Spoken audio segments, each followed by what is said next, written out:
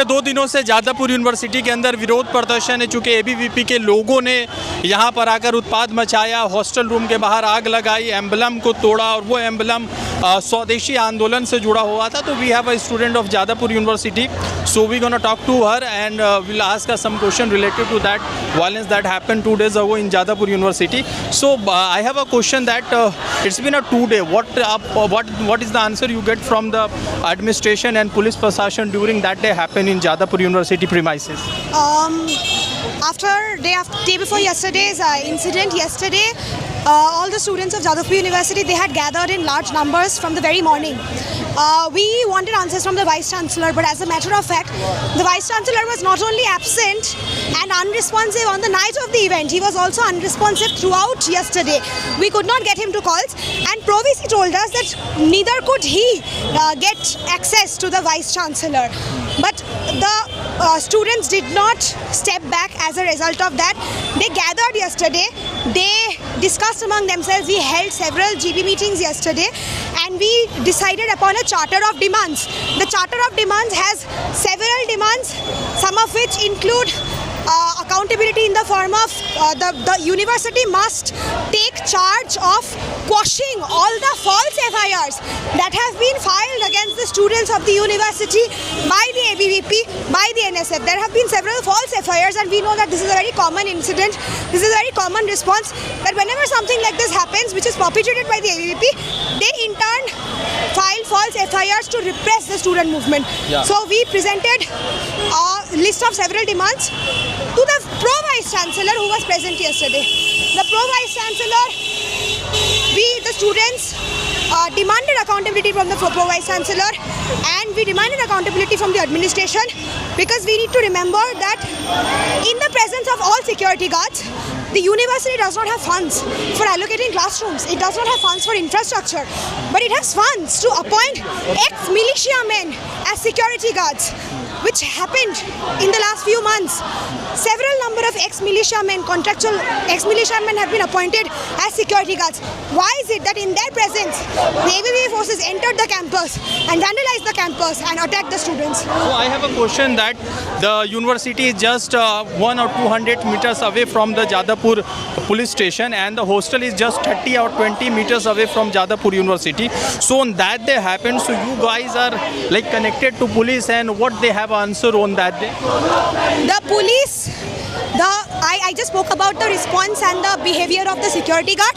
The police, supposedly it is taught to us that the police are there for the security of the people, of the citizens, of the students, right?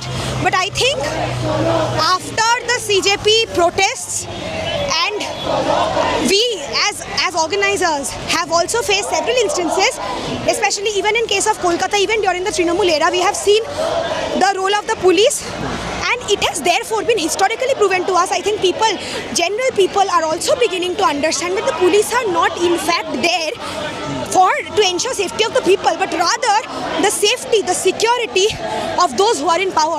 And that is precisely the role that they were fulfilling yesterday as well. The BJP, the ruling party, which is there in power in both the state and the center today, the police acted in accordance with the BJP. The police was there. Jadavpur police station is here. When on that night we dialed 100, upon hearing that we are calling from Jadavpur University, the police hung up. This is the concrete response we got from them. It is not that we expect the police to step up and protect us. We don't. Our experience has taught us that much. But just for the sake of it, we dialed 100 and this was the response we got from the police. So I think by now it is clear to the general population of this country that the police are there in fact to save the back of the people in power, of the ruling class and not of the general masses. We have seen some comment from the Sarburi Mukherjee. She is a MLA from Jadavpur constituency, and Jadavpur not comes in the Jadavpur constituency. It's come under the Kasba Vidhan Sabha. So I have a question that she is saying these students are Dimagi Nakshal and they needs to be attacked like a surgical strike. See, this is also something the Jadavpur University has always, or it has always discomfited, it has always caused discomfort for the BJP, right? Because Jadavpur University does not serve the agenda of the BJP. What is the agenda of the BJP? The BJP wants to gain, it wants to earn profit. All of these Dimagi Naxals, etc. What is the root cause of it? The root cause of it is that in Jadavpur University, students still study in exchange of 1200 rupees a year. Does this happen in any other university? It is owing to the student movements in institutions like JNU. It is owing to the democratic left spaces, democratic left thought cultivated in the spaces, that students, owing to the struggle, we can still ensure the right to education for all. It is clear that the BJP is not for education. It wants to privatize education sector like it is privatizing everything today. And Jadavpur is one such institute that it seeks to privatize because it is antithetical to the agenda of the BJP, which is a profit-driven ruling class party of the ruling class, which simply seeks to favor the powerful. There is a saffronization in West, across the West Bengal. So you think they are trying to get the Jadavpur University turned into a saffron? So would it be possible in future? I think after the eviction by the hawkers, while the BJP did come to power, I think it is clear to a lot of people that BJP did not come to power simply on the basis of a supposedly democratic system of voting. By SIR, there was rampant a lot of other manipulation, electoral manipulation, as a result of which the BJP came to power. I think after the hawker eviction, but however, the few people, those who indeed did vote for BJP, we spoke to several such people during the hawker eviction process. And many such people, many such hawkers, working class people who had voted for BJP out of an anti-incumbency sentiment against the Trinamool are also beginning to realize that the BJP will never work for them, that the BJP is not a party of the working people of the country, of the toiling masses, of the students, of the larger population of the country. So therefore, Jadavpur is a different story. The people of Jadavpur, the students of Jadavpur will never bend down to the saffron forces. But as a matter of fact, not just Jadavpur, I think even people, general people, non-students, working people who did vote for the BJP are also realizing just what kind of a fascist, brutal force the BJP is.